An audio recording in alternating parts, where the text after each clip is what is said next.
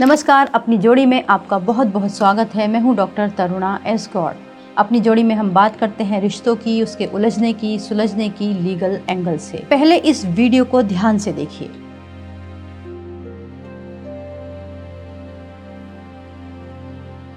इस वीडियो को देखकर आपके मन में भी एक गुस्सा पैदा हुआ होगा और दुख भी हुआ होगा कि कैसे एक स्वार्थी लड़की ने एक प्रेम को पाने के लिए, एक झूठे प्रेम को पाने के लिए एक मासूम की जान ले ली। अब दूसरा वीडियो देखिए।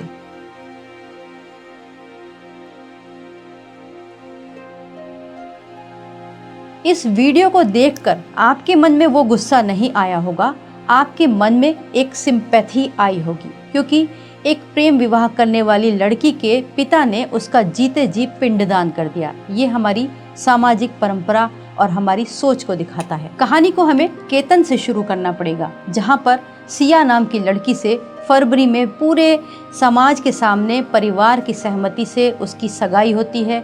दोनों का मिलना जुलना भी होता है और देखने से ऐसा लगता है कि कितने खुश कपल हैं और साथ में वो कई ट्रिप पर बाहर भी जाते हैं। लेकिन फिर वही केस सामने आता है जैसा एक बार सोनम रघुवंशी का आया था। अब सिया गोयल। पुलिस का दावा है कि ये कोई दुर्घटना नहीं थी, बल्कि एक सुनियोजित साजिश थी।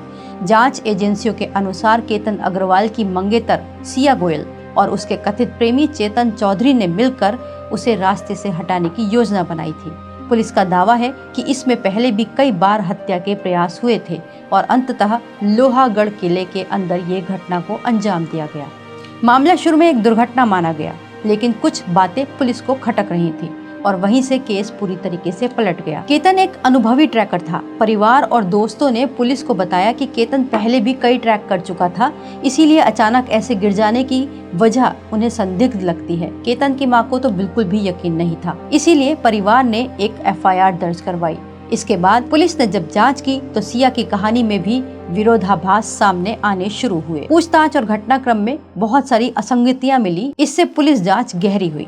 उसके बाद पुलिस ने कॉल रिकॉर्ड्स को खंगालना शुरू किया और पूरी कहानी बदल गई। जांच में सामने आया कि सिया और चेतन के बीच पिछले महीनों में 2000 से अधिक कॉल हुई थी और दोनों ने सैकड़ों घंटे बातचीत की थी। इससे पुलिस का ध्यान चेतन की तरफ गया, लेकिन चेतन ने भी कम साजिश नहीं रची थी। उसने हादसे वाले दिन अपना मोबाइल फोन लगभग 10 घंटे तक इंटरनेट बंद रखा और यहाँ तक कि उसे एक दुकान के पास छोड़ दिया ताकि उसको कोई ट्रैक ना कर सके। इसके बाद वो दूसरे किसी फोन का इस्तेमाल कर रहा था। यही से पुलिस को एक बड़ा रेड फ्लैग मिला उसके ऊपर शक का।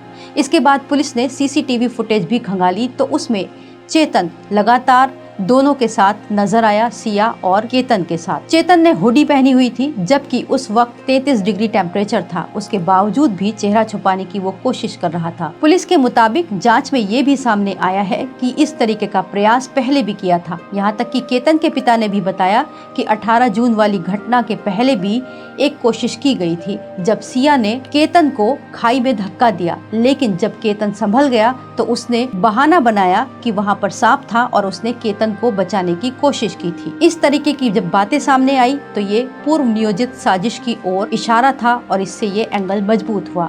फिलहाल सिया गोयल और चेतन चौधरी को अदालत ने 29 जून तक पुलिस कस्टडी में भेजा है और दोनों के खिलाफ बीएनएस सेक्शन 101 के तहत हत्या और बीएनएस सेक्शन 61 आपराधिक षड्यंत्र के तहत मुकदमा दर्ज किया है।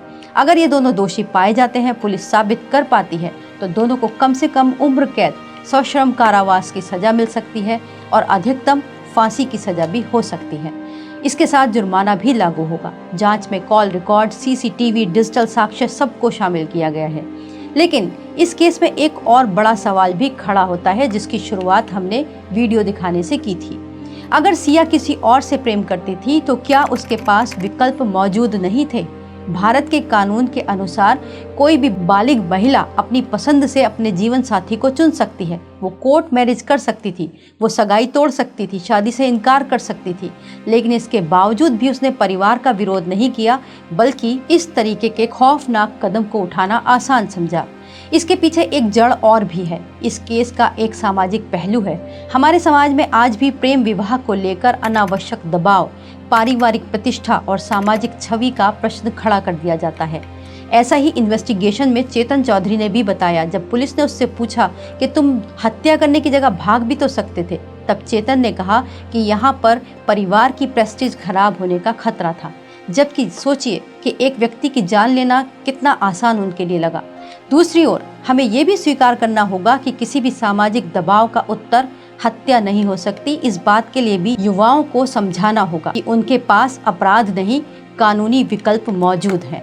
और अब हम मीडिया की भी बात कर लेते हैं, क्योंकि इस तरीके की सामाजिक सोच बनाने में मीडिया का भी एक बड़ा हाथ है। जब इस तरीके की घटनाएं होती हैं कि कोई पिता अपनी बेटी का जीते जी पिंडदान कर दे, तो उस तरीके की खबरें अखबारों में छप जाती हैं, कई बार सोशल मीडिया वेबसाइट्स पर आती हैं, मीडिया में आ जाती हैं, और परिवार और समाज को एक तरीके से सिंपैथी मिलती है इस तरीके की घटनाओं से। वो पिता के दर्द को समझने लगते हैं। जबकि भारतीय संविधान के मुताबिक एक बालिग व्यक्ति अपनी पसंद से शादी कर सकता है।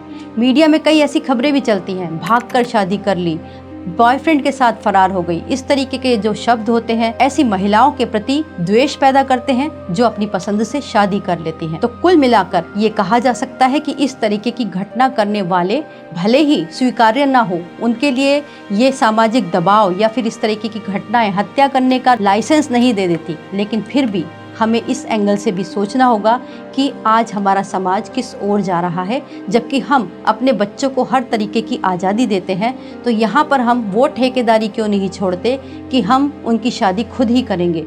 आप क्यों नहीं उनके ऊपर ये निर्णय स्वतंत्र रूप से छोड़ देते कि वो अपनी पसंद के जीवन साथी को चुने, साथ ही साथ उसके परिणामों को भी भोगने के लिए तैयार रहें। जब तक प्रेम विवाह को इस तरीके से टैबू माना जाएगा, अस्वीकार्य माना जाएगा, तब तक इस तरीके की घटनाओं को कहीं ना कहीं हवा मिलती रहेगी।